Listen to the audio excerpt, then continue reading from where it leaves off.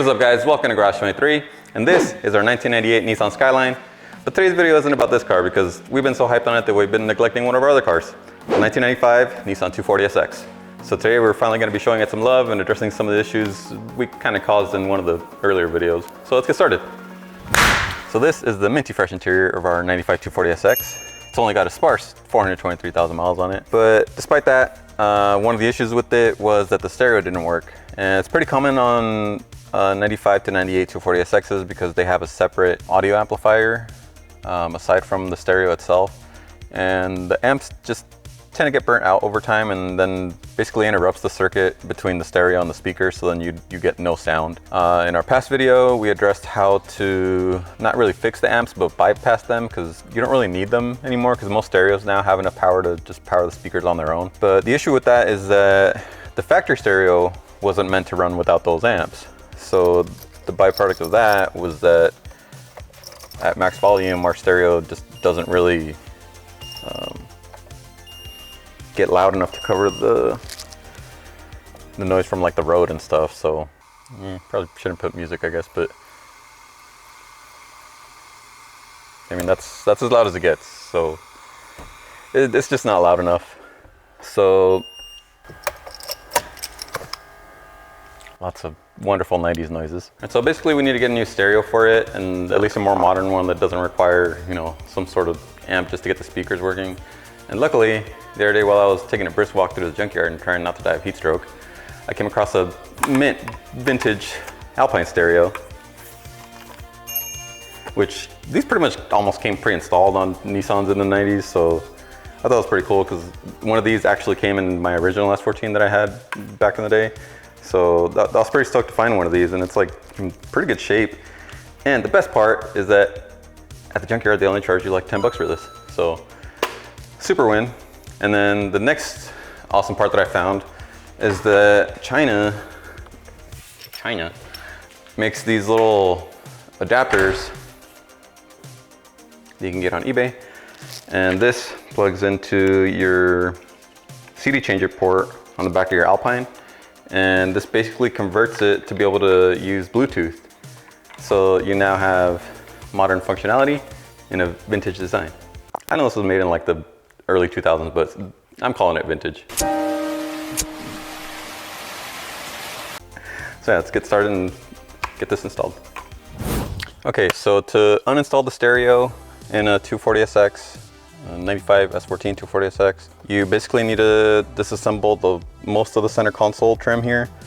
And the first step in most Nissans, just like in this, is get rid of the shifter.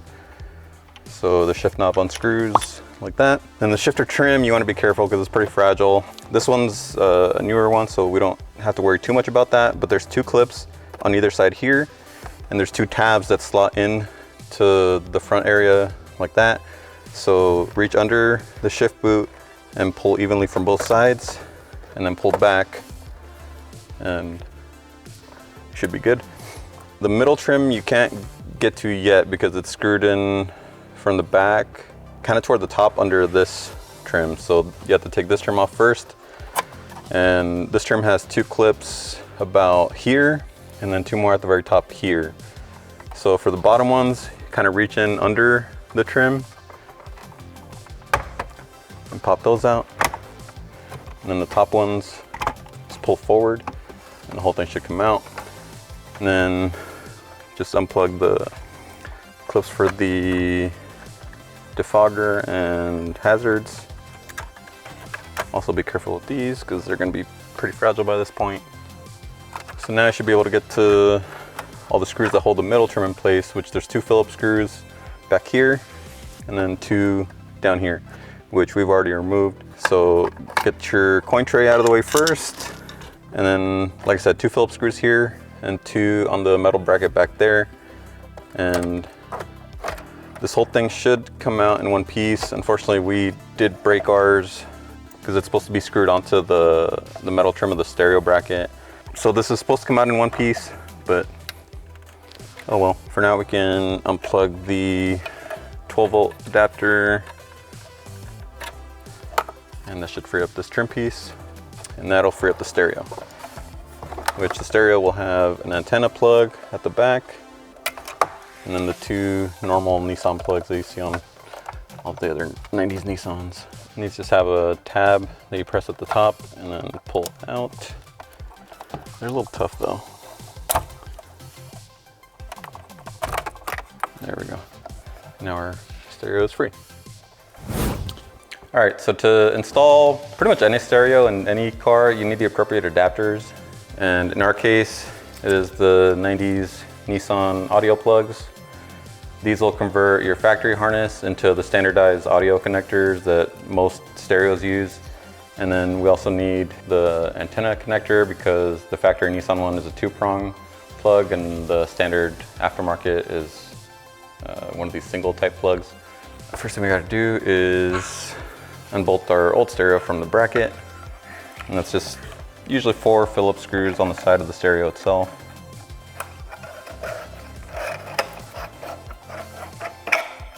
That should just slide out.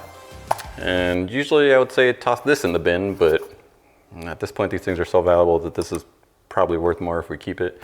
Let's just file this guy away.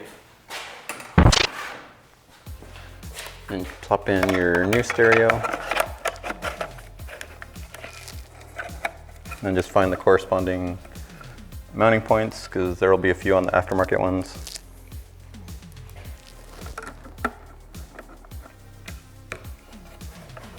All right, so that part's ready to go. Now we just got to deal with all our wiring. And don't be scared just because it looks like something from the Matrix. Can't hurt you.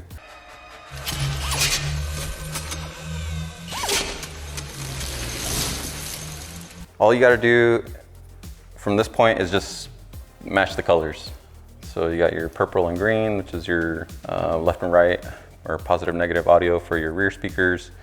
Your blue, which is your remote for like your power antenna, or you can use it for your aftermarket amplifier if you have one.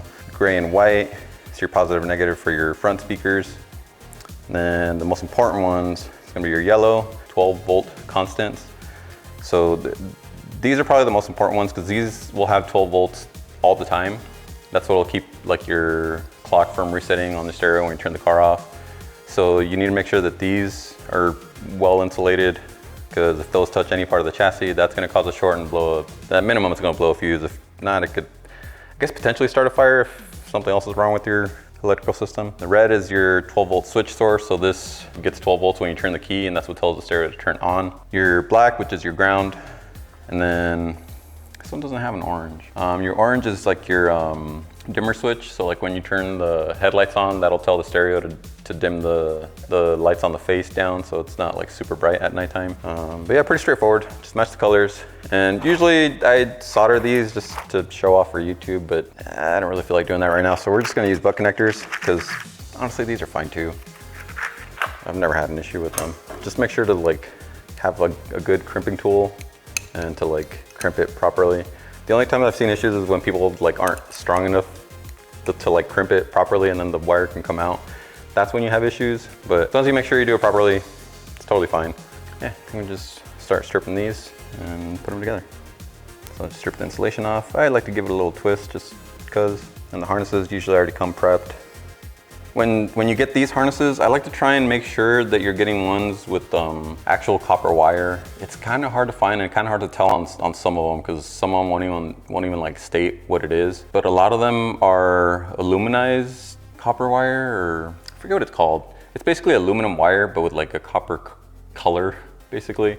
Aluminum's not great for wiring because it like expands and contracts too much under load or whatever. It's probably not an issue on something like a stereo, but I don't know, having copper wire is just safer and just better. So if you can, just spring for the copper one. It's not gonna be that much more. Okay, so we prep both our wires and then put them in the butt connector. Oh, that's a good example of something to be careful with. Sometimes you get like a little strand that doesn't go in properly. That's one of the things that can cause issues because if that one little strand touches a ground or another wire, that can cause issues. So watch out for that. So crimp it, give it a little pull test.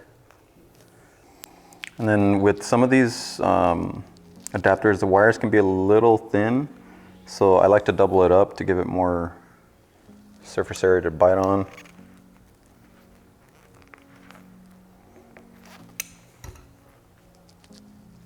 Okay, that should be good. And just repeat for all these. What happens if you have 2 blues or 2 greens? How do you know which one? Doesn't matter? They have stripes, so like the green positive doesn't have a stripe and the green negative will have a black stripe.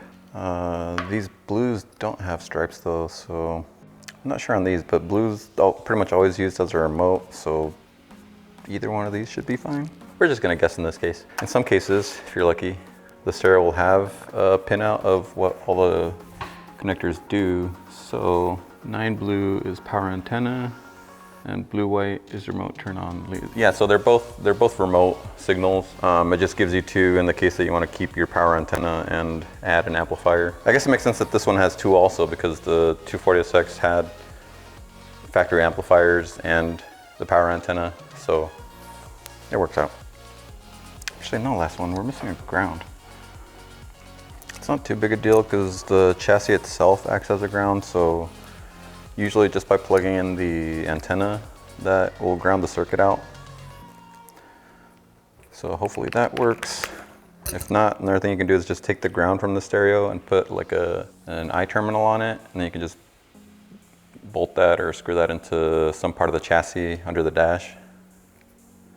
Now we need some electrical tape just to tidy this up a bit. I can't find any tape at the moment, so I'm just gonna use zip ties. Tape always ends up getting gross after any amount of time, so zip ties are probably better anyway. I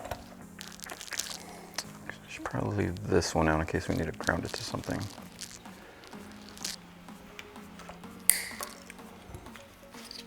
All right, now we're ready to put everything back in. Antenna plug.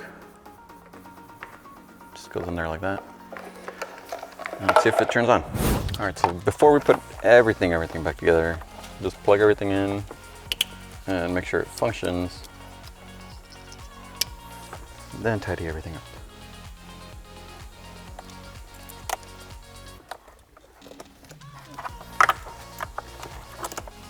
So our antenna.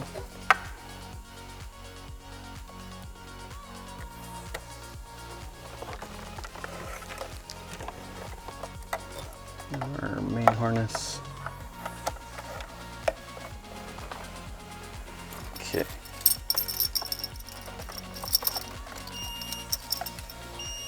Yeah, so I think we're good. Oh, good.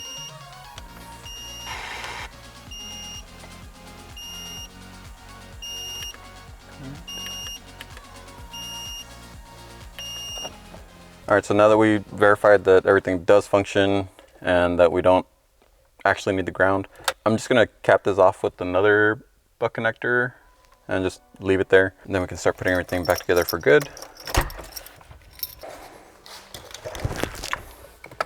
Okay, now we can install everything permanently. So plug everything back in.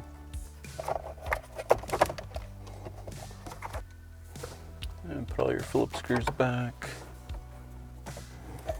And that one goes on last, I think.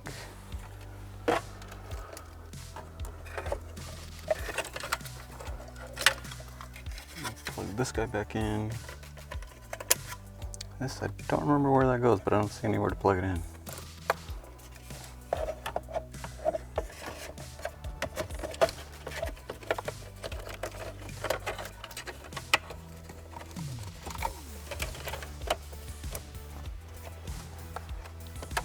Plug our hazard switch back in, rear defogger.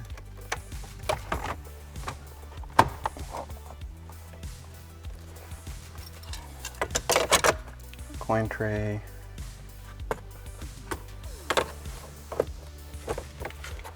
Shifter trim.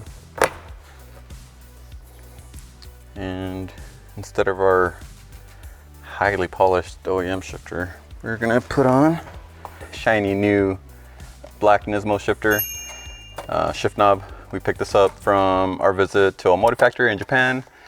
check out that episode if you're interested. It was super cool checking out all the awesome Nismo stuff and race cars they have over there. So click the link in the corner for that. And we get to open this guy. Our cool Arumi Shifutonobu Neji Saizu 10 millimeters. Neji. I'm guessing that means thread. I don't know.